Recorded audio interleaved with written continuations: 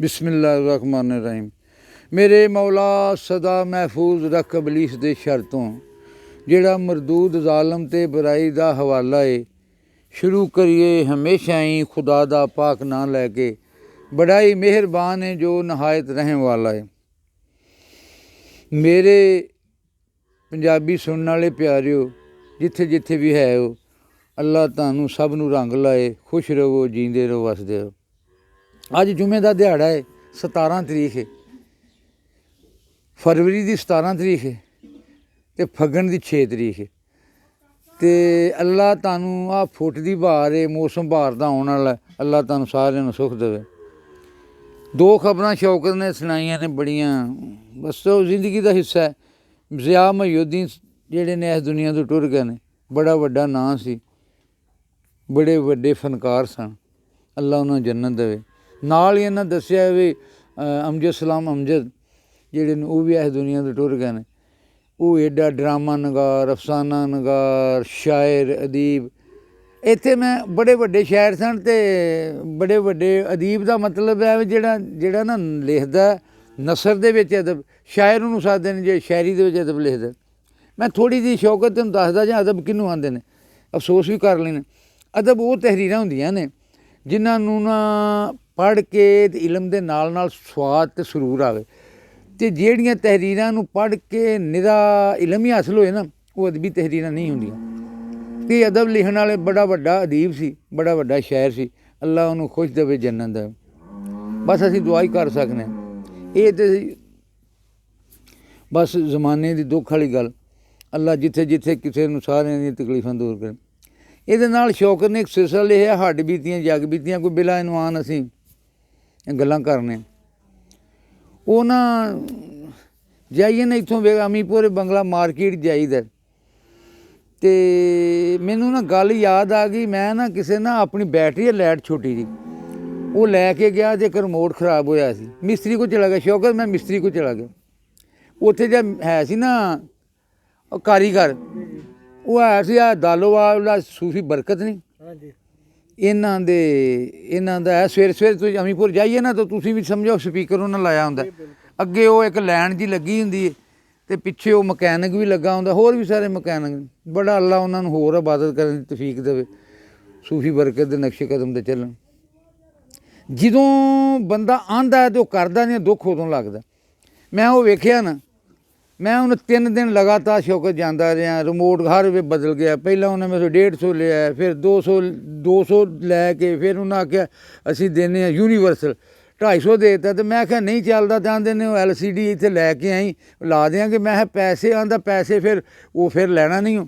ਮੈਂ ਚੁੱਪ ਕਰਕੇ ਜਿਹੜਾ ਪੁਰਾਣਾ ਸੀ ਨਾ ਉਹਨੂੰ ਆਖਿਆ ਇਹਨੂੰ ਜੁਗਾੜ ਲਾ ਦਿਓ, ਉਹਦੇ ਵਿੱਚ ਇਹ ਕੋਈ ਨਹੀਂ। ਉਹਨਾਂ ਮੈਨੂੰ ਕੋਈ ਨਾ ਦਿੱਤਾ। ਮੈਂ ਯਕੀਨ ਜਾਣ, ਮੈਂ ਅੱਲਾ ਤੂੰ ਵੇਖਣਾ ਪਿਆ ਤੇਰੀ ਮਖਲੂਕ ਹੈ, 250 ਰੁਪਈਆ ਵੀ ਲੈ ਲਿਆ, ਕੋਈ ਨਹੀਂ। ਮੈਂ ਇੱਕ ਪੁਰਾਣੇ ਦੇ ਵੱਢ ਕੇ ਨਾ ਦੋ ਅਤੇ ਉਹਨੂੰ ਟੇਪਾਂ ਟੂਪਾਂ ਲਾਈਆਂ ਅਤੇ ਉਹ LCD ਮੈਂ ਚਲਾਤੀ। ਮੈਂ ਕੋਈ ਕਾਰੀਗਰ ਹਾਂ, ਸਿਰਫ ਅੱਲਾ ਚੱਲ। ਉਹ ਫਿਰ ਮੈਂ ਦੂਜੇ ਦਿਨ ਲਾਈਟਾਂ ਦੇ ਕੇ ਆਇਆ ਸਾਂ, ਤਾਂ ਲਾਈਟ ਜਿਹੜੀ ਉਹ ਮੈਂ ਕੋਈ 150 ਦੀ ਲਈ ਸੀ। ਉਹ ਆਂਦਾ ਹੁਣ ਇਹ ਪੁਰਾਣੇ ਦੀ ਗੱਲ ਕਰਨੀ, ਉਹਦਾ 200 ਨੇ ਮਜ਼ਦੂਰੀ ਲਈ ਸੀ। ਮੈਂ ਆਖਿਆ ਚਲੋ 200 ਲੈ ਲਓ, 50 ਦੇ ਦਿਓ। ਉਹਨੇ ਆਖਿਆ ਨਹੀਂ ਉਹ ਵੱਖਰਾ ਹਿਸਾਬ ਹੈ, 200 ਸਾਨੂੰ ਦੇ। ਮੈਂ ਚੁੱਪ ਕਰ ਗਿਆ। ਅਜੇ ਵੀ ਇੱਕ ਲਾਈਟ ਮੇਰੇ ਕੋਲ। ਉੱਥੋਂ ਜੋ ਮੈਂ ਨਿਕਲਿਆ ਨਾ, ਪੈਸਿਆਂ ਦਾ ਮੈਨੂੰ ਕੋਈ ਨਹੀਂ, ਮੇਰੇ ਭਰਾਓ ਮੈਂ ਪੈਸਿਆਂ ਦੀ ਨਹੀਂ ਕਰ, ਪੈਸੇ ਆਉਣ ਜਾਣ ਵਾਲੀ ਸ਼ੈ। ਸਾਡੀ 2 ਟਕਿਆਂ ਦੀ ਹਾਂਡੀ ਗਈ, ਤੁਹਾਡੀ ਯਾਦ ਪਛਾਣੀ ਗਈ ਹੈ। ਪੈਸਿਆਂ ਦਾ ਕੀ ਬੰਦੇ ਦੀ ਪਰਖ ਹੋ ਗਈ। ਮੈਂ ਤਾਂ ਸਿਰਫ ਇਹ ਆਨਾ ਵੀ ਉਹਨਾਂ ਅਗਲੇ ਜਾਣਾ ਨਹੀਂ, ਸੂਫੀ ਬਰਕਤ ਉਹਨਾਂ ਨੂੰ ਛੁਡਾ ਲਿਆਗਾ। ਮੈਂ ਇੱਥੇ ਹੀ ਸ਼ੌਕਤ ਗੱਲ ਕਰਨਾ। ਮੇਰੇ ਸਨ 2 ਚੱਠੇ ਮੇਰੇ ਕੋਲ ਹੁੰਦੇ, ਔਰੰਗਜ਼ੇਬ ਚੱਠਾ ਅਤੇ ਸਾਧ ਚੱਠਾ। ਸਾਧ ਚੱਠਾ ਜਿਹੜਾ ਨਾ ਉਹ ਸੂਫੀ ਬਰਕਤ ਦਾ ਹੈ ਸੀ, ਦਲ ਵਾਲੇ ਦਾ ਮਰੀਦ, ਅਤੇ ਉਹ ਟੋਪੀ ਵਲੇਟ ਕੇ ਨਾ ਉਹਨੇ ਜੇਬ 'ਚ ਪਾਈ ਹੁੰਦੀ ਸੀ। ਸ਼ੌਕਤ ਗੱਲ ਬੜੀ ਮਜ਼ੇਦਾਰ ਹੀ ਸੁਣੀ। ਅਤੇ ਉਹਨੂੰ ਮੈਂ ਦੂਜੇ ਆਂਦੇ ਸਨ ਸਾਧ ਨੂੰ ਮੈਂ ਟੋਪੀ ਕਿਉਂ ਨਹੀਂ ਪਾਉਂਦਾ। ਉਹਨੇ ਆਖਿਆ ਗੱਲ ਇਹ ਨਾ ਵੀ ਮੈਂ ਕੋਈ ਥੋੜ੍ਹਾ ਬੜਾ ਇੱਥੇ ਪੜ੍ਹਨਾ, ਕੋਈ ਮੇਰੇ ਮੂੰਹ ਮੈਂ ਟੋਪੀ ਪਾ ਲਾਂ ਨਾ ਅਤੇ ਫਿਰ ਮੈਂ ਹੇਰਾ ਫੇਰੀ ਨਹੀਂ ਕਰਨੀ। ਐਡੇ ਬਜ਼ੁਰਗ ਦੀ ਟੋਪੀ ਹੈ ਅਤੇ ਮੈਂ ਨਹੀਂ ਪਾਉਂਦਾ, ਕਿਉਂ ਮੈਂ ਇੱਥੇ ਤੁਹਾਨੂੰ ਹੋਰ ਗੱਲਾਂ ਕਰਨੀਆਂ ਹੁੰਦੀਆਂ ਨੇ ਕਾਲਜ ਦੇ ਵਿੱਚ, ਅਤੇ ਮੈਂ ਟੋਪੀ ਲੁਕਾ ਕੇ ਰੱਖੀ ਹੈ। ਜਦੋਂ ਮੈਂ ਪਾ ਲਾਂ ਫਿਰ ਮੈਂ ਹੇਰਾ ਫੇਰ ਨਹੀਂ ਕਰਨੀ। ਫਿਰ ਉਹਨੇ ਗੱਲ ਸੁਣੀ ਮੇਰੇ, ਉਹ ਜੇ ਸੁਣਦੇ ਨਾ ਪਏ ਉਹ 250 ਵਾਲੇ, ਚਲੋ ਮੈਂ ਅਗਲੇ ਇੱਥੇ ਨਾ ਦਿੱਤੀ, ਉਹਨੇ ਅਗਲੇ ਜਾਣ ਲੈ ਲਾਂਗਾ, ਨੈੱਟ 'ਤੇ ਉਹਨੇ ਵੀ ਸੁਣ ਲੈਣਾ। ਉਹ ਮੈਨੂੰ ਸਾਹ ਚੱਠੇ ਗੱਲ ਸੁਣਾਈ ਵੀ ਕੋਈ ਸੀ ਬੰਦਾ, ਸ਼ੌਕਤ ਦਾ ਗੱਲ ਸੁਣ ਲੈ। ਮੈਂ ਗੱਲ ਸੁਣਾ ਕੇ ਬੰਦ ਕਰ, ਟਾਈਮ ਨਹੀਂ ਤੇਰਾ ਜ਼ਿਆਦਾ ਲੈਂਦਾ। ਬੰਦਾ ਇੱਕ ਚਲਾ ਗਿਆ ਬਰੂਪੀਆ ਬਾਦਸ਼ਾਹ ਕੋਲ, ਕੀ ਕੰਮ ਕਰਨਾ। ਉਹਨੇ ਆਹ ਬਾਦਸ਼ਾਹ ਮੈਂ ਭੁਲਾਉਣਾ, ਮੈਂ ਤੁਹਾਨੂੰ ਨਾ ਭੁਲਾਉਣਾ, ਮੈਂ ਤੁਹਾਡੀ ਐਸੀ ਗੱਲ ਕਰਨੀ ਵੀ ਤੁਸਾਂ ਮੈਨੂੰ ਨਾ ਮੈਂ ਸ਼ਕਲ ਵਟਾ ਲੈਣੀ। ਬਰੂਪੀਏ ਨਹੀਂ ਹੁੰਦੇ, ਉਹਨੇ ਬਾਦਸ਼ਾਹ ਸੀ ਬੜਾ ਕੁਝ ਚਾਤਰ, ਉਹਨੇ ਆਖਿਆ ਮੈਨੂੰ ਭੁਲਾ ਦੇਗਾ ਨਾ ਤੈਨੂੰ 1 ਕਰੋੜ ਇਨਾਮ ਦਿਆਂਗਾ। ਉਹਨੇ ਕਾਗਜ਼ ਕੱਢਿਆ, ਸਾਈਨ ਕਰਾਏ, ਆ ਲਓ ਜੀ ਮੈਂ ਤੁਹਾਨੂੰ ਭੁਲਾਉਣਾ ਤੇ ਇਹ ਜਿਹੜਾ ਨਾ ਆ ਮੈਂ ਕਾਗਜ਼ ਲੈ ਗਿਆ, ਤੁਸੀਂ ਚਲਾ ਗਿਆ। ਉਹਨੇ ਆਖਿਆ ਫਿਰ ਮੈਨੂੰ ਨਾ ਸਾਲ 2 ਦਾ ਨਾ ਕੋਈ ਰਾਸ਼ਨ ਦੇ ਦਿਓ। ਉਹਨਾਂ ਨੇ ਰਾਸ਼ਨ ਦੇ ਦਿੱਤਾ। ਰਾਸ਼ਨ ਦੇ ਕੇ ਉਹਨੇ ਬਾਲ ਬੱਚਾ ਜਿਹੜਾ ਨਾ ਉਹਨੂੰ ਦੇ ਕੇ ਨਾ ਕੋਈ 2 ਸਾਲਾਂ ਦਾ ਆ ਖਾਣ ਪੀਣ ਨੂੰ, ਤੇ ਆਪ ਉਹਨੇ ਦਾੜੀ ਰੱਖ ਲਈ। ਉੱਥੋਂ ਦੇ ਜਿਵੇਂ ਆ ਨਕਸ਼ੀ ਸਾਡਾ ਮਹਿਬੂਬ ਆਲਮ ਸ਼ਾਹ ਹੈ ਜਾਂ ਸੂਫੀ ਬਰਕਤ ਜਾਂ ਇਹੋ ਜਿਹਾ ਬਜ਼ੁਰਗ ਹੁੰਦੇ ਨਾ ਕਿ ਜਾਂ ਨਕੀਬੀ ਨੇ ਜਾਂ ਸਿਆਲ ਸ਼ਰੀਫ ਵਾਲੇ ਨੇ, ਉਹਨਾਂ ਨੇ ਉਹਨਾਂ ਦੀ ਟੋਪੀ ਲਈ, ਦਾੜੀ ਰੱਖੀ ਤੇ ਕਿਤੇ ਜਾ ਕੇ ਦਰਬਾਰ 'ਤੇ ਬਹਿ ਗਏ। ਉੱਥੇ ਜਾ ਕੇ ਉਹਦੀ ਮੰਨਤਾ ਸ਼ੁਰੂ ਹੋ ਗਈ।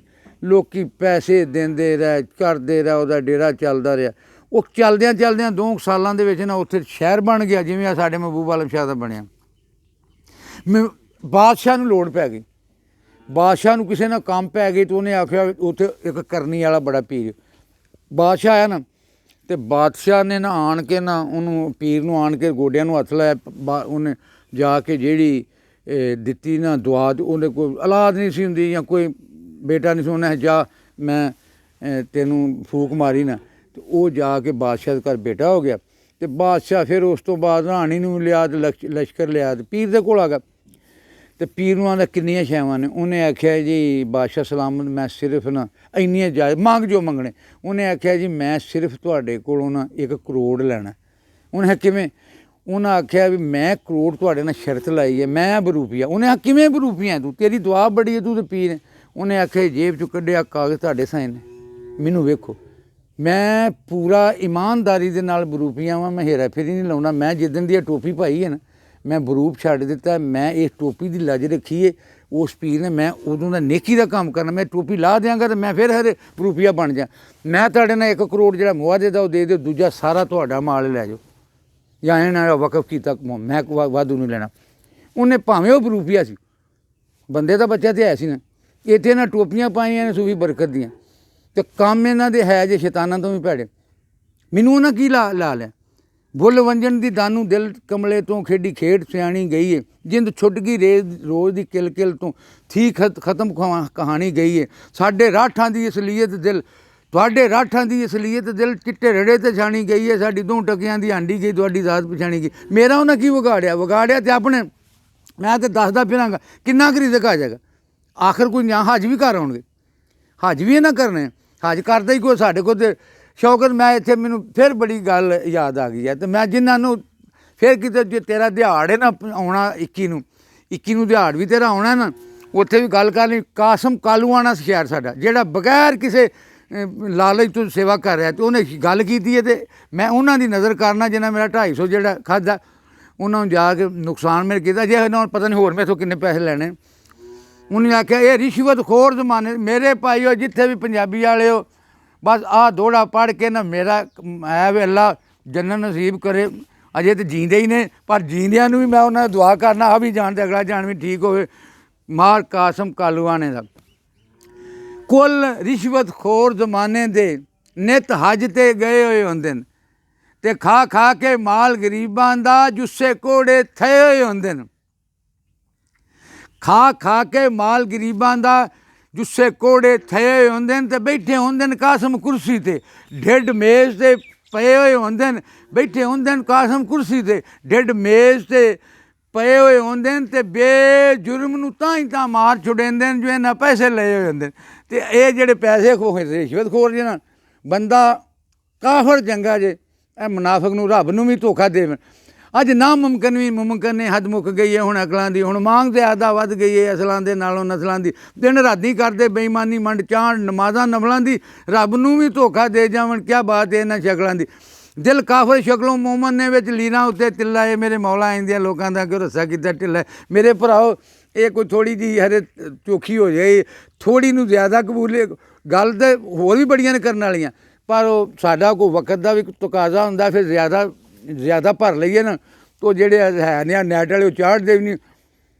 ਅੱਲਾ ਤੁਹਾਨੂੰ ਮਾਸਟਰ ਬਰਿੰਦਰ ਸਿੰਘ ਜ਼ਖਮੀ ਅਤੇ ਹੋਰ ਜਿੰਨੇ ਵੀ ਲੋਕ ਨੇ, ਉਹ ਮੇਰਾ ਭਤੀਜਾ ਇੱਕ ਕੁਲਬੀਰ ਵਿਰਕ, ਉਹਨਾਂ ਸਭ ਨੂੰ ਮੇਰੇ ਵੱਲੋਂ ਅੰਬਰਵੀਰ ਸਿੰਘ ਬਲ ਸਾਹਿਬ ਨੇ, ਉਹ ਸ਼ੌਕਤ ਦੇ ਨਾਲ ਗੁਫ਼ਤਗੂ ਵੀ ਹੁੰਦੀ ਰਹਿੰਦੀ ਹੈ।